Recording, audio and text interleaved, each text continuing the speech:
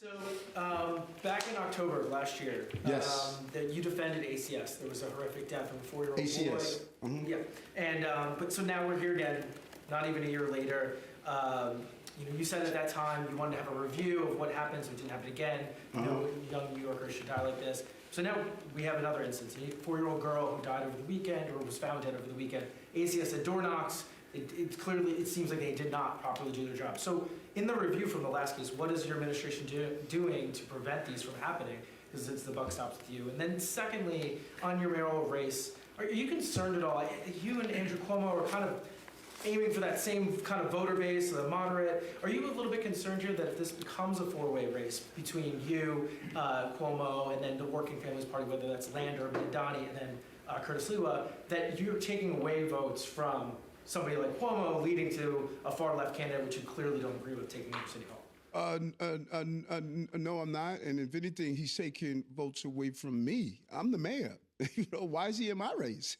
I mean, like you said, am I taking votes from him? I'm the mayor. So if anything, I was here already. Why are you in my race? You know what I'm saying? Go fight.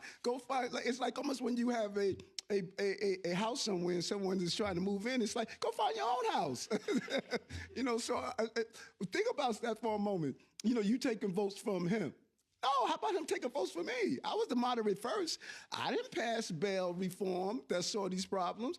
I didn't have a nursing home crisis. I didn't do a disproportionate amount of issues around the problems with dissemination of vaccines and testing. I'm not living in my daughter's house. I have my own house in New York. So I mean, you said, Eric, are you taking votes from him? I mean, what are you doing on my block? If he's a presumptive Democratic nominee, you're going as an independent into the general, is seemingly going to pit you two against each other for those same votes. What I'm saying is that, are you worried, though, that even though, say it happens either way, he takes votes from you, you take votes from him, it could end up with somebody like a Lander who we know you do not like, or a Mandani who you do not highly agree with at all? Well, I don't find based on his, remember, I'm running on my record. He's running from his record. When you looked at what he allowed the far left to do when he was in office, I'm not sure he would allow that to do again. And then when you look at the fact during difficult and tough times, I didn't abandon the city. No matter how difficult it was for me, no matter how hard it was for me, I said to the people of New York, I was elected to serve you, and I'm going to continue to serve you whatever happens to me, and I'm going to continue to do that. But what we should never do, we should never discount the electoral process.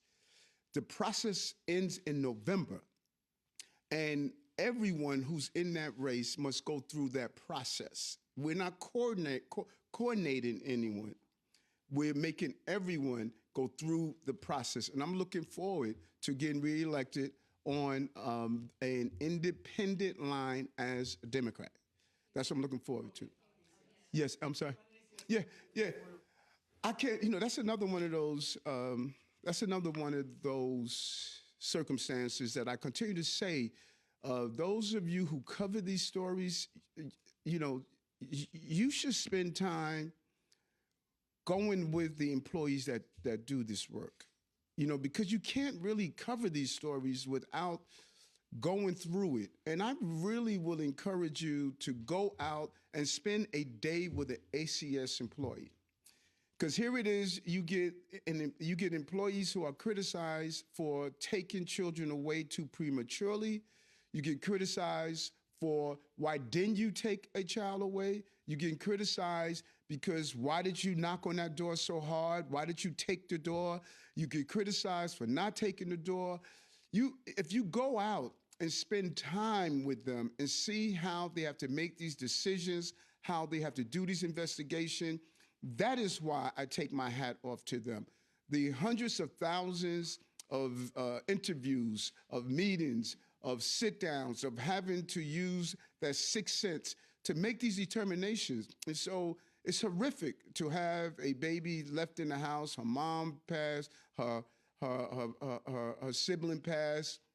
And the ACS, you think an ACS knocked on that door and said, I'm not going to do the investigation? I'm not concerned with what's happening behind that door? That's just not the reality. You know, I've embraced ACS since my days of borough president. I marched across the bridge with them. I heard them call for reform. I saw the commitment and dedication. I saw how traumatized they are when they lose a child or a victim of this. This is painful, you know, and we see it as just being professional, but it's not. It's personal to them.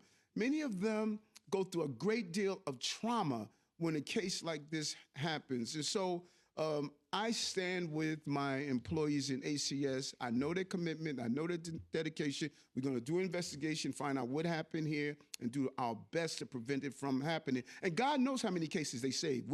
You never hear about the lives they save. You hear about a life that is lost, but they save thousands of lives because of their actions. And you know, how many people stand up and applaud them? How many times do we, like I said, with Lisa, the nurse, and these officers, when was the last time we wrote a story that applauded the men and women of ACS that have saved the lives of children? When the last time we wrote that? When the last time that we said they went on hundreds of thousands of cases and you don't have any loss? When the last time we did a deep dive into the trauma of being an ACS employee? And when the last time you guys just went out with one of them and said, let me just do some house visits to you. Let me walk into a community where there was just a shooting last week and I'm still gonna knock on that door. Like, when have you ever gone out?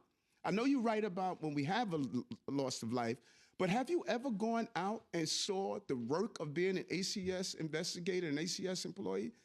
I mean, that's why I go out with police officers. That's why I go out with transit workers and others. Because I said, before I make decisions on your life, I need to go out and see what is your life. You guys are writing about the lives of people who are saving the lives of people, and you never even walked in their shoes. You never even experienced what it is to knock on that door and look in that household and say, I got to make a judgment call. Am I going to take this child? And then if you take the child, you have a whole new group of saying you prematurely taking children away from parents and breaking up households. This is real, folks. Did you get my brother in the back? Yes. How are you? I'm good, how are you? Good. I got two questions for you. I used to have hair that long, man.